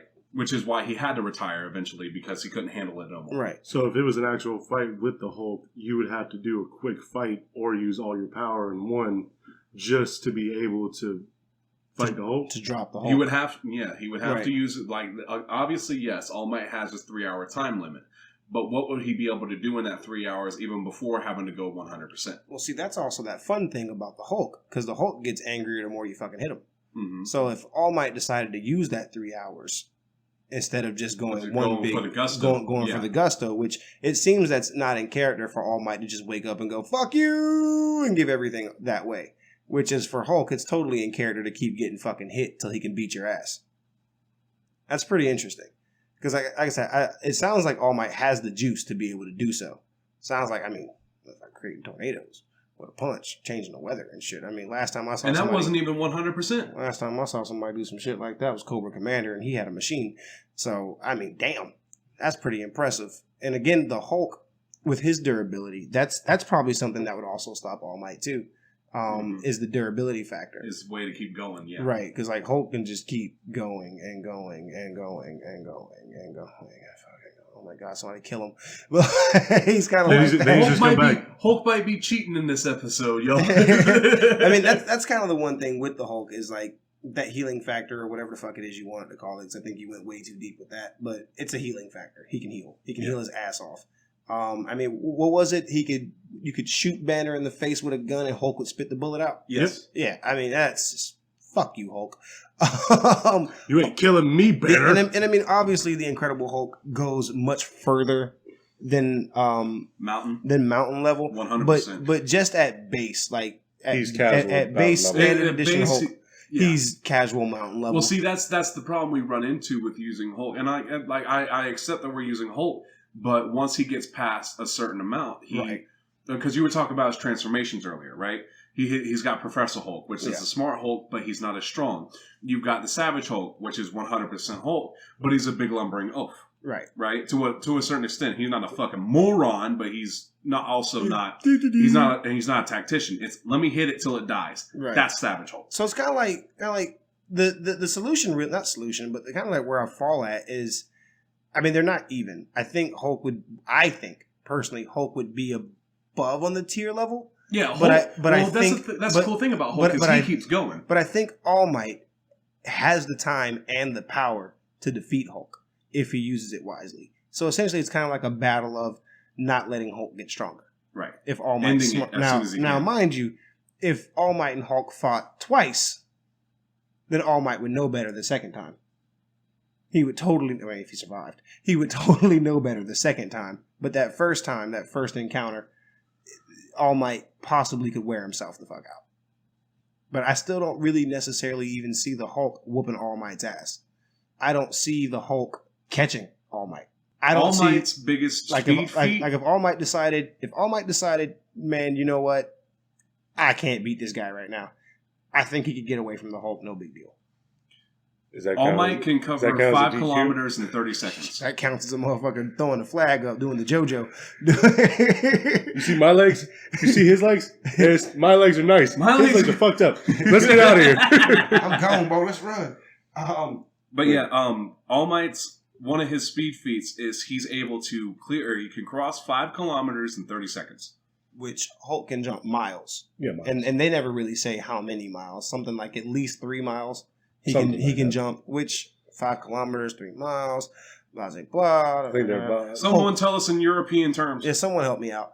But anyway, what do you really think about how the Hulk stacks up to All Might in a fist fight, Steve? Okay, Hulk is not the. He doesn't have speed. I'll give you that. He does have lightning fast reflexes, so he's still superhuman in that. Right, in the pocket, he could bust your ass. Yeah, I think he could catch All Might if he was slowing down. He would just need to take enough damage. If All Might started slowing down, because if you have a 3-hour time limit and if you use more of your energy, which Hulk wouldn't know about that time limit. Yeah, that he wouldn't be worried about that time. He wouldn't be worried about the time limit. But really, if you couldn't go, he couldn't go 100% the 3 hours or the 3 hours. He couldn't go 100%. No, he can only use it in short if bursts. He had, then it decreases the time he can use it. But how much time would it be until he turned to Small Might? That's what I gotta say. Is hey, like, don't steal my term. For anybody who doesn't know, I canonically refer to deflated All Might as Small Might. Skeletor ass. But seriously though, because if you, I think actually they explained it in the show because he was able to push back because he did his 3-hour time limit, right? But he was also able to push past his limits using One for All, right? But it also decreased his time limit later on, destroying his body, right? Because quirks aren't like super like you're not fucking Superman. It's basically an X gene, almost like the mutants, you know, because they are physical abilities that can be stretched. It's like a muscle that they build up over time. That's basically so like. Yes, he has a 300. What I'm trying to get to is could Hulk durability outlast any of the time or power that All Might had? I think All Might's also been doing or been a hero for 40 plus years, so he's not running into this being stupid. Well, canonically, Hulk's been doing this since the 30s. Cool. My fucking point is that he's capable of. He has been doing this for 30 fucking. Like, no, not with the restarts in the timeline and all that fucking bullshit. According to my research. According to my research. Actually. So the way I see it is. Still, I think Hulk has strength I think he outmatches All Might in strength. 100%. I agree with you. Hold on. Strength. Hulk's got All Might. Speed. All Might has. Okay. Damn. In the pocket, might be the same, but speed wise, All Might's got it. Durability, Hulk. How would, because if he's getting punched, because he's not just fighting a dummy, he's not just fighting a Nomu that Nomu might have been strong, but he's not Hulk strong. Hulk hits things really fucking hard. That's entirely what his moniker is. What's the point then? He hits motherfuckers really hard. Really fucking hard. Yes. I bet if he hit a normal human, he can make him turn into dust. All Might can make someone turn into fucking dust. It'd be jelly. Look at Saitama. It'd be That's jelly. basically what All Might would do to a motherfucker if he just punched him and feel like it. It'd be jelly. And I think we're going on too far with this. Let's let people decide. Yeah, I mean, at the end of the day, it's going to be y'all's choice. You know, where they fall at on the tier. It's just kind of some facts we have for them. Personally, I think it would be a very interesting fight. Especially if All Might realizes he needs to blitz the motherfucker. Depends on, like, I think that's where it falls down to, is if All Might realizes it in time or not. That he has to just go ahead and put the Hulk away. If not, because the Hulk don't dodge shit. The boy Hulk tanks it. The boy don't dodge a damn thing. Now sitting there in the pocket, All Might dodges. He feints. He holds step back and counter. You know he might punch him in the nuts or something. Anyway, kick the Hulk in the dick. You don't kick the Hulk kick the Hulk in the dick. That's what Captain America does. He found the weakness and exploited it. And then knocked his ass stupid. All right. So guys, we are actually winding down to our final confrontation. And I'll be honest with you, I have been personally excited. I'm going to introduce both of these fighters because of how excited I am about this particular fight. On Liquid Gold Steve, we have Naruto Uzumaki, Naruto Shippuden, And for War Arc. the Naruto. War Arc Naruto Shippuden. No, top dog Naruto. Then on MattMatt's side, we have Yusuke Urameshi from Yu Yu Hakusho. And I mean, it's just one guy. There's no secondary series. He's just that motherfucker from the beginning to the end. Let's talk about it, boys. Let's talk about it. Liquid Gold, start off, man. Yeah, I have Naruto. I was about to say Naruto. Naruto. Uzumaki. The trickster of the Hidden Leaf when he was young became the hero of the Hidden Leaf when he was old. I used to be just like you. Believe it. Believe it. Great. Had a very bad childhood. Parents died. People hated him from the village because they didn't know why. Was branded a Jinchuriki. He is the Jinchuriki of the Nine Tails. And if anybody doesn't know what the Jinchuriki is, it is you can't say a carrier. It's not like a disease. It's kind of, how people in villages count it. But every village in the Naruto universe has a Jinchuriki. And they hold in their body a tailed beast. There's 1 through 9. And Naruto has the 9-tailed beast. The most powerful of all the tailed beasts. When you first meet the man, he wants to become a Hokage, which never changes. He says believe it way too much. Hold on, my bad. He says it for like 3 episodes, and then everybody says that he says believe it forever. That's all you're known as. The Believe It Kid. Believe it. He has a love romance that no one wants to talk about with Sasuke, Uchiha. Fuck him.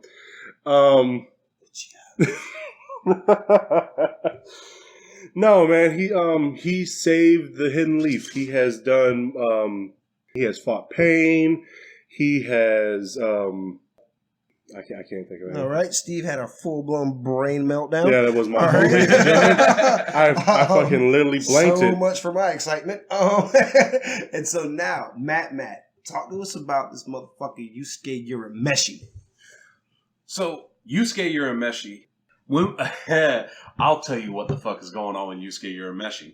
Yusuke Urameshi is the main protagonist of Yu Yu Hakusho. Now, the way Yu Yu Hakusho starts is Yusuke's dead. Yusuke dies. You don't even see it. Like, it shows a flashback after he's dead and going into Otherworld because he saved a boy from Traffic from the bar. Because a little boy was running out into traffic and Yusuke pushed him out the way, got hit by the car. He saved him from Truck-kun. So Yusuke got isekai without getting isekai. But for real though, Did he come back to put a cap in Truck-kun? So when he got to Otherworld, he was informed that he was not bound by fate. And he was given his death gave him another chance at life and becoming a better person. When he comes back, when the show actually really starts, he becomes Earth's spirit detective, going on adventures with his friends and, using the spirit guns to take out low-ranking demons. But as the show goes on, Yusuke grows up and he kind of sees that he's basically cleaning up Otherworld's problems on Earth, right? He's obviously growing in strength, growing in, his spirit awareness and whatever, and realizing and maturing over time. He is the ancestral son of the king of Demon World. That's revealed later on in the series. Just a fucking outrageous fucking guy. Man, I could go on and on and on and on and on and on. I mean, if you can make a real sentence. I'm trying. I really am. Like, that motherfucker. we've been doing this shit too long. But for real though, Yusuke is the street punk that we were talking about earlier with Kuwabara. He's that dude in the town, the top one. I don't know. I'm gonna cut you You short. just cut me I'm short. gonna cut you short. You two, y'all's brains are just melting down. We were talking about All Might a minute ago, man. Come on, let's go back. So back to these two characters. We picked these two guys as our island level representatives for today. Anybody who knows anything about good ass anime, you've probably seen Yu Yu Hakusho. And anybody who knows anything about current decent anime has probably seen Naruto. Or heard about a swing set. Or heard about that fucking swing set. My God. We'll get to that another day. I could spend hours on that fucking swing set. No, I'm gonna bring up that swing set now. Just like he did. What we're getting at is these two guys have some extreme power. And I'm going to go ahead and let Steve try to explain to us why Naruto Uzumaki belongs in the island level. All right, ladies and gentlemen. First of all, Naruto Uzumaki deserves to be in the island level because he can take island level ass whoopings and he can deliver island level ass whoopings. What do you mean by that? What's an island level ass whooping Naruto has taken? Not Pain, Pai Madara, Obito, Handing out funerals. Did you say not Pain? Well, he's not an island destroyer. He's a village destroyer. Almighty Push. Almighty Push killed a it killed a village. It didn't kill an island, man. Naruto in the war arc, he's already been through a lot. He's already taken care of his bad self. He can take a mountain level nuclear vaporization with ease. Like he can take a nuclear bomb to the face, and that's base Naruto war arc. Yeah. I mean, those tail beast bombs are akin to I think it's like 2 or 3 nuclear bombs. Like it's not just like one nuke. They're pretty vicious. He doesn't have the strength. Like he's superhuman with strength. Like he uses like monkeys connected to a ladder, his multi-shadow clones, and throws them around. But really, he doesn't have like Hulk strength, or he probably maybe has around the range if people are more of a comic book fan of like Captain America. He's superhuman, but he's not like moving mountains. He's not unless he's using his Rasengan or Rasen Shuriken, he's not taking down buildings at 2 at a time. I think he still has island level potential, but he's not destroying things like that unless he's using his ninjutsu or senjutsu. His sage mode, ladies and gentlemen. What's his sage mode exactly? His sage mode is a mode that a few people can actually obtain.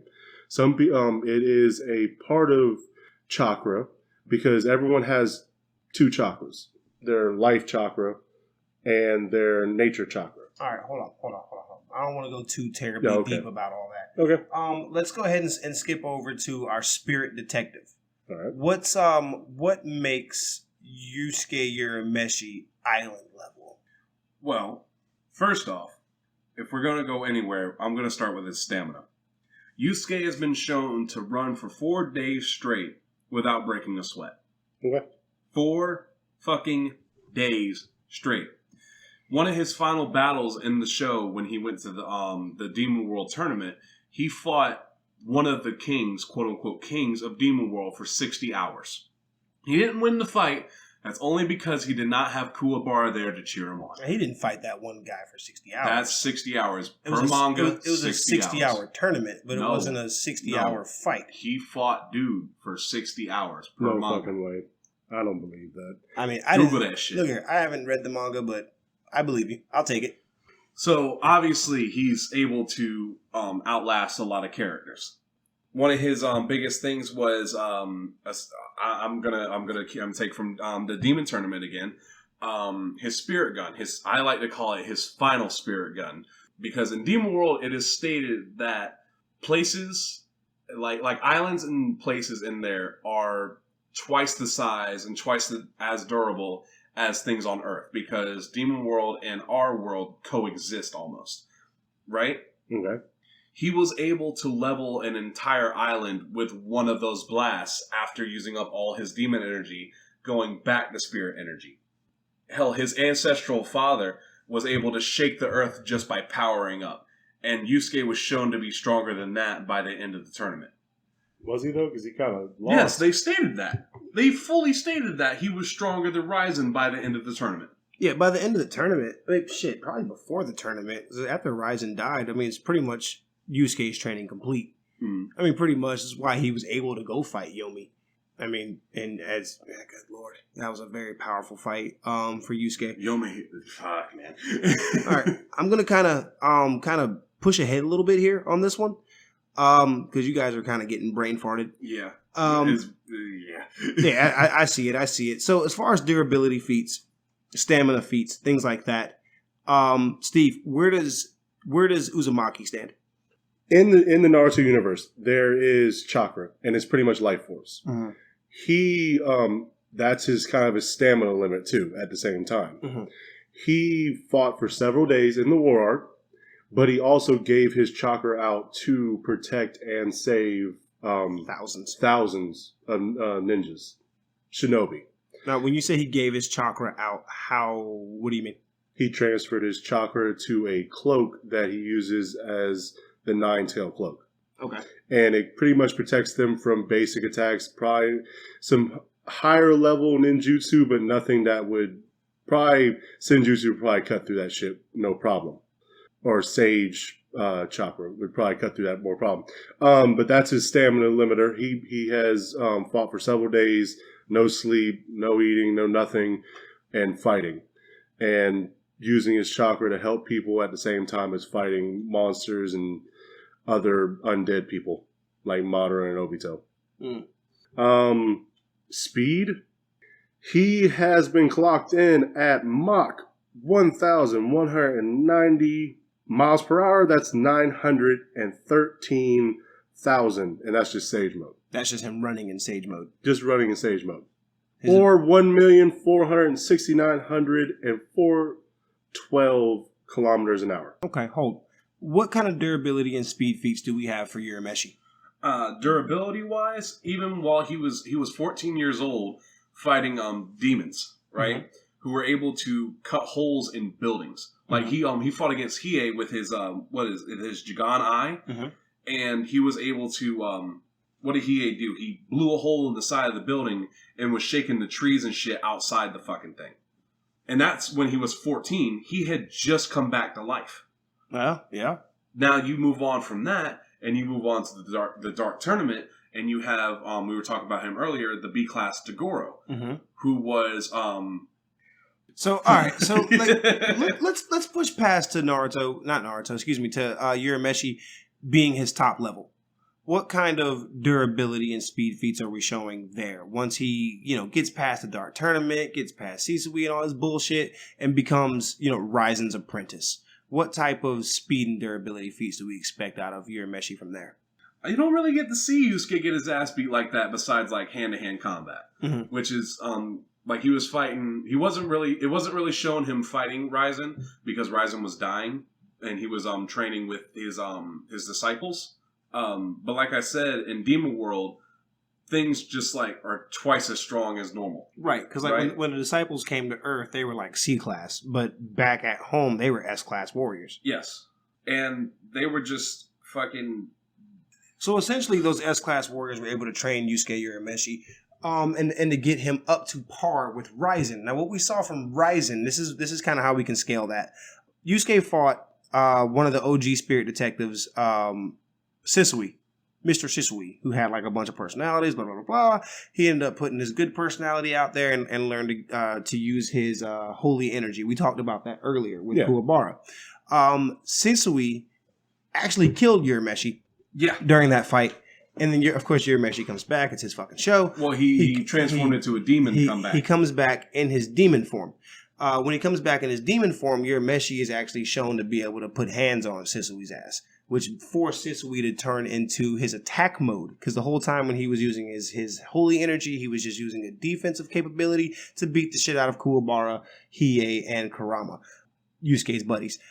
During that fight, while Yusuke was kind of getting the better of Sisui, Raizen took over his body. Raizen took over his body. Said, "Boy, let me show you how to do this. Let me show you what's up." And then just made mincemeat of Sisui. Yusuke had that kind of power within him the whole time. He just didn't know what the fuck he was doing. Now we go full power. Pretty much awakened mode. Now we wake up and go full power. When Yusuke finishes his training with Raizen, he should be at top dog S-class by that point. Yeah. Now by that point, we see Yusuke fight someone like Yomi, Yomi being one of the kings of Demon World, and via a punch to the face, 2 punches to the face, 1 punch from Yusuke, 1 punch from Yomi, and we get an explosion that's about the size of the Leaf Village. Yeah. An explosion that's about the size of about what the fuck Pain did to the Leaf Village. That kind of explosion just from 2 punches. But how much was Yusuke's and how much was Yomi's? It was a 50-50. It was a 50-50? It was a 50-50. Just Yusuke couldn't stand up after that punch. That was a vicious blow. So what you're And saying, when he was fighting Tagoro, going back to the Dark Tournament, Tagoro just powering up, he was shaking the ground beneath him, right? And you got to think about how much power that man was able to put out, and Yusuke was just tanking those punches. Right, like Tagoro wasn't just shaking the ground beneath him; he was shaking the next island over. Right, because like who was stuck on that island? Fucking Kuwabara. Kuwabara. Fucking Kuwabara. What the fuck? Got Where the fuck is that? Tossed in another dimension. But anyway, so down to Naruto. I kind of want to take a same kind of approach to that with Naruto. We've been able to see Naruto from Shippuden forward do things like create the Rasen Shuriken, which is something that can destroy you on a molecular level. yes. And it was actually destroying Naruto's arms also to use said move. Hold on. The imperfect. Until Naruto completely figured it out. Completely figured out how to do the Rasen Shuriken. The Rasen Shuriken later was shown to defeat someone like Kakazu, which Kakazu was somebody who survived a fight against the first Hokage being God of Shinobi. God of Shinobi meaning, wasn't nobody whooping his ass. God of Shinobi went out and caught all 9-tailed beasts and then passed them out to the villages. The 9-tailed beasts, he gathered them and passed them out like fucking trick-or-treat candy. Kakazu, someone who went out and fought the first Hokage, got his ass dusted off. Wound up with 4 more hearts in his body, and Naruto was able to kill the guy. We're gonna move forward past that because it's actually some very more important people which Naruto was able to go toe to toe with down the road. We're gonna go ahead with the final Jinchurikis.